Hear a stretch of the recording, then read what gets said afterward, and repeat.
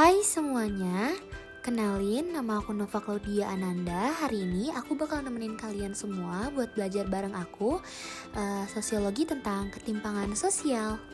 Sebelum masuk ke pembahasannya, aku bakal bacain materi yang bakal dibawa di video ini.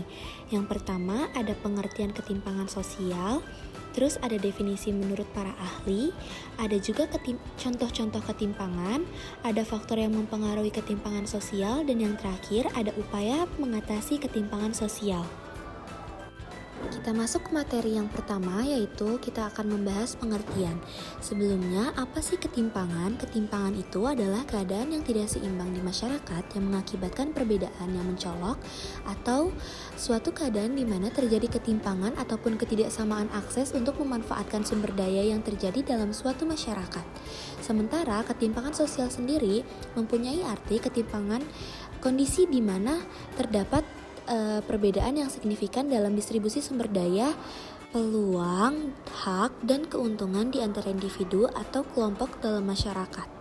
Nah, ada juga nih definisi menurut para ahli. Yang pertama, ada menurut Surjono Sukanto.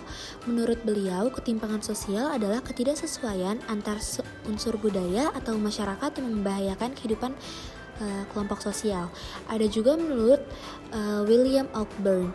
Menurut William Oakburn, ketimpangan sosial adalah sebagai perubahan sosial yang melibatkan unsur-unsur dalam masyarakat yang saling berhubungan antara satu dan lainnya. Yang ketiga, ada menurut Jonathan Houghton. Menurut Jonathan Houghton, ketimpangan sosial adalah sebagai bentuk ketidakadilan yang merupakan dampak dari proses pembangunan. Dan yang terakhir ada menurut Budi Wirnarno.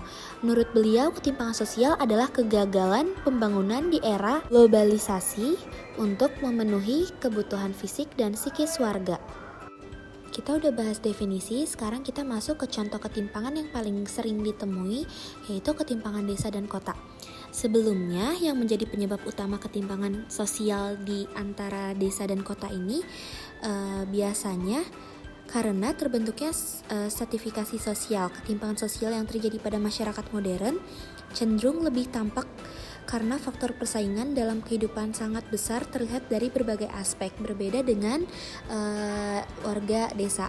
Sementara di desa sendiri, ketimpangan sosial yang sering terjadi disebabkan oleh beberapa faktor seperti kondisi geografi, tipologi desa, pembangunan industri, urbanisasi, infrastruktur, bahkan pendidikan.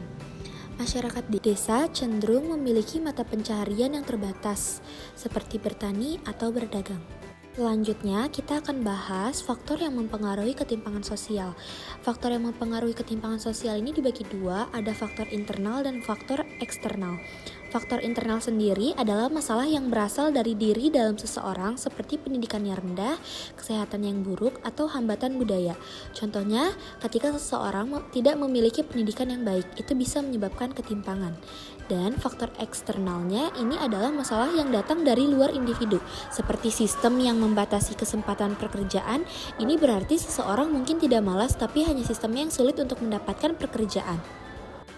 Yang terakhir, kita bakal ngebahas tentang upaya mengatasi ketimpangan sosial.